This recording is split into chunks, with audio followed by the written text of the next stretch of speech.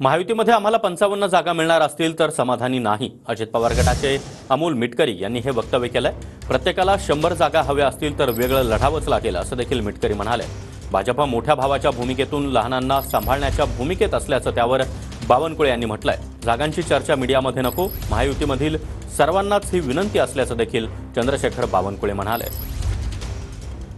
महायुतीतले आणि महाविकास आघाडीतले तिन्ही पक्ष असं म्हणतात की आम्ही 100 जागा लढू, म्हणजे साधारण 300 जागा झाल्या ना, 100 288 मतदारसंघ आहे। त्याच्यामुळे प्रत्येकाला निवडणूक डॉक्टर बाबासाहेब आंबेडकरांनी लोकशाहीमध्ये प्रत्येकाला निवडणूक लढण्याचा अधिकार दिलेला आहे। त्याच्यामुळे मला असं वाटतं की जर 100चं काढून धरलं तर ते वेगळंच लढावं लागेल, आणि जर 55 जागा आम्हाला महायुतीत भेटत असतील तर त्यात आम्ही काही समाधानी असू असं आम्हाला वाटत नाही। आम्ही राहायला पण नाही पाहिजे समाधानी। केंद्रात मोदीजीचं सरकार आहे, मोदीजी आमचे देशाचे नेते आहेत, आणि त्यामुळं भारतीय जनता पार्टी मोठ्या भावाच्या भूमिकेतनं लहान भावांना सांभाळून ठेवण्याच्या भूमिकेमध्ये आहे।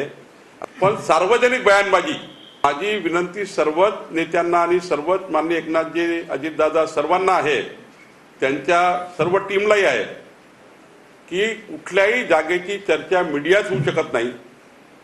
कुठल्याही जागेची चर्चा मीडियात